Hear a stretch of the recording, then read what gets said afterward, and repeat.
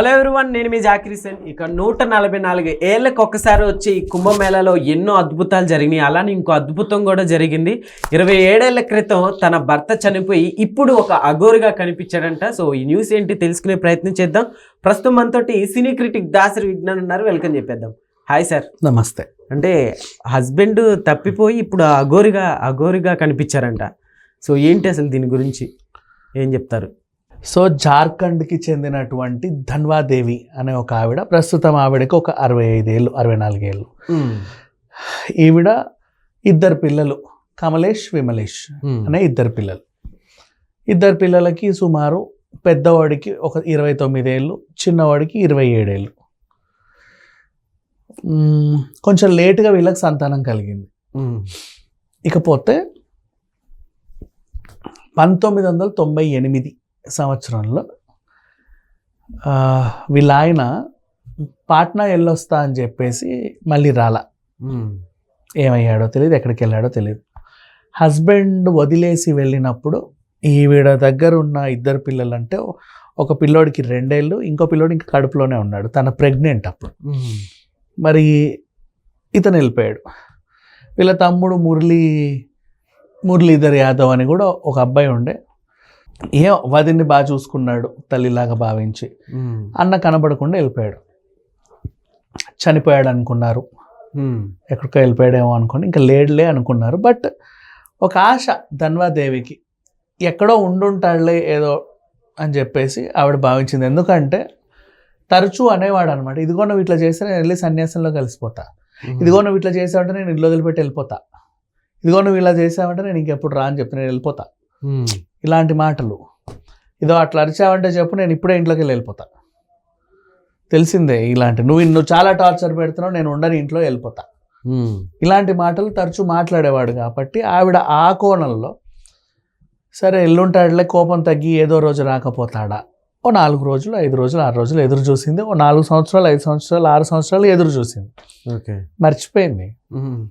మర్చిపోయారు. ఇంకా ఎదురు చూపులు కూడా ఇంకేంట అమ్మా, 30 ఏళ్ళ వరకు ఎదురు చూస్తానే ఉంటారా మనుషుల కోసం? చనిపోయిన మనుషులనే మర్చిపోతారు ఆ టైంకి. ఈయన నువ్వు బతుకున్నా ఒకటే లేకున్నా ఒకటే, ఇంకంటే లేరు, మా పూర్తిగా వదిలేసి వెళ్ళిపోయావు.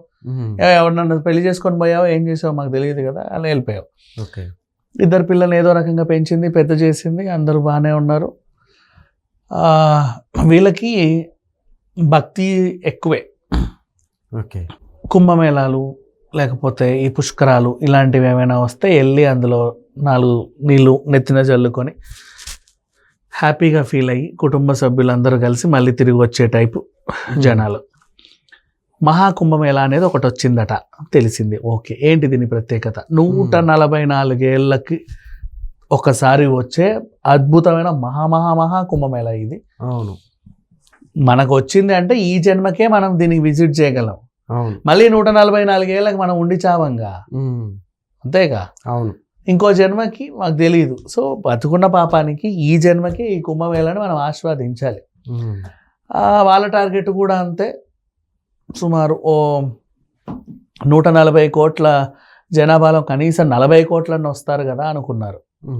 ఈవెన్ యూపీ ప్రభుత్వం కూడా 2 లక్షల కోట్ల ఆదాయం వస్తుంది మనకి కుంభమేళా ఈసారి, ఎందుకంటే 45 డేస్ ఉంది కదా అనుకొని ఉంది.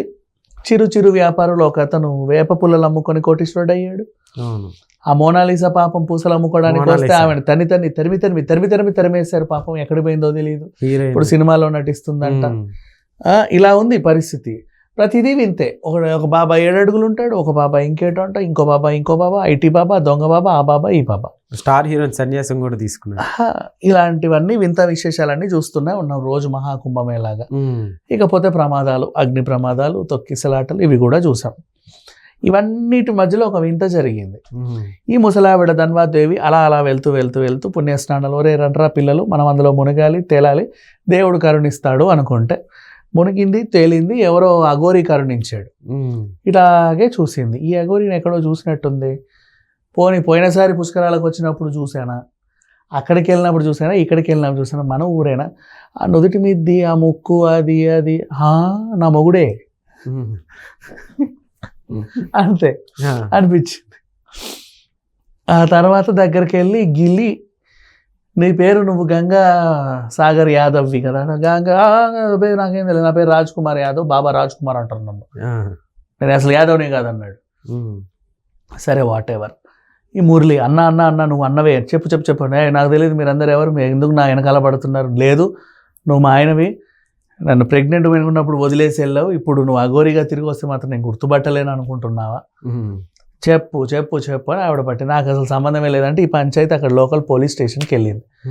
ఏదో ఇప్పుడు అఘోరాలని పోలీసులు ఏం క్వశ్చన్లు చేయరు, అవును, నాకు సంబంధం లేదని ఈయన, లేదు అని ఈయన. అలా అయితే DNA టెస్ట్ చేయండి అని చెప్పేసి వాళ్ళ తమ్ముడు.